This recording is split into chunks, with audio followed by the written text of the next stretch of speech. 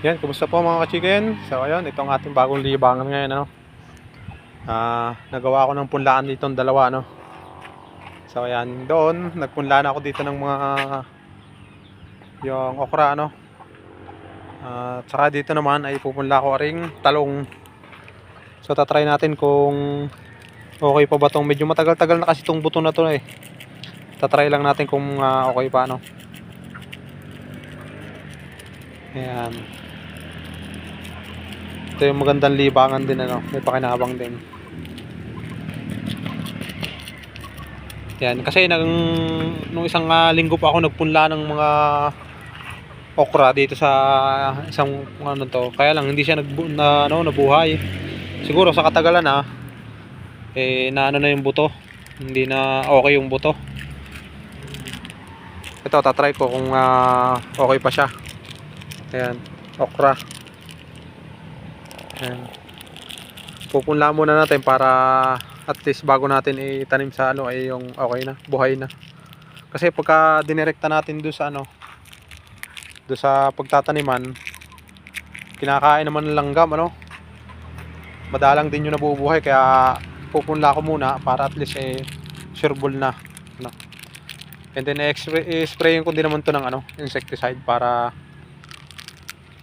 wala na talagang mga ano, hindi na mapakalma ng mga insekto, ano. So ayan, dadagdagan ko lang ito ng ano, okra. Sana okay pa tong mga butong to. Medyo matagal na rin kasi to eh. Ayan.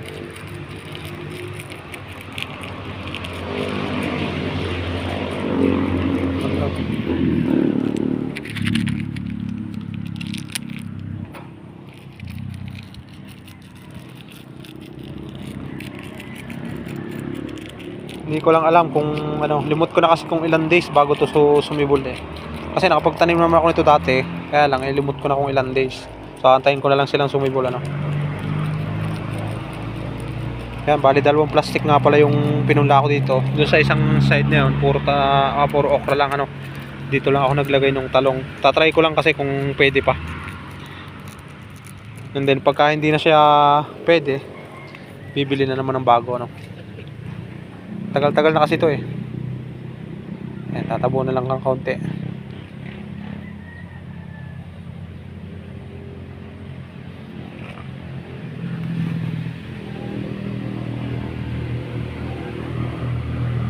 Sana okay pa itong mga buto na ito para pakinabangan naman, ano.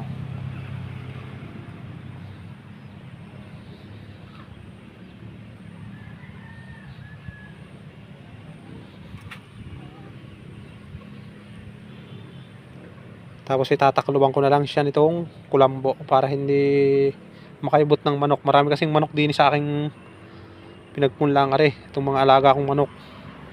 Mahilig pa naman sila magkakaibot.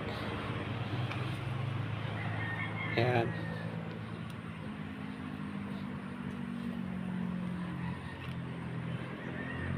Para lang mapalubog siya ng kaunti, ano.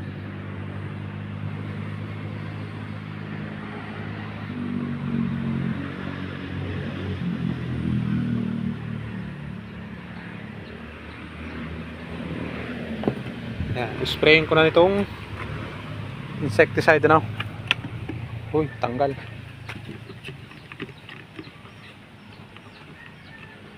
Para hindi siya makakot ng langgam.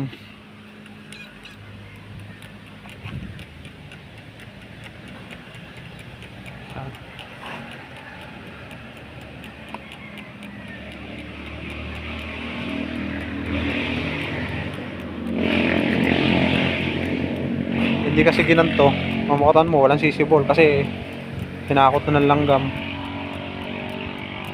Ayan, tulad dito, marami ng langgam dito, oh. Na kailangan sila ay mapaalis.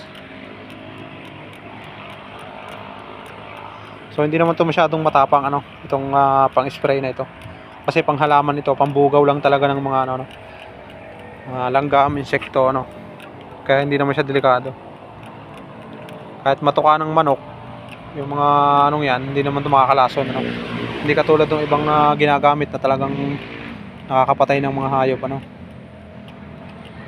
Ito naman pambugaw lang talaga kung sa ano yung sa amoy na lang at saka yung sa epekto ng ano Itong ginagamit ko pang spray yun. Takot na ang mga insekto tsaka yung mga langgam na yan, aalis sila.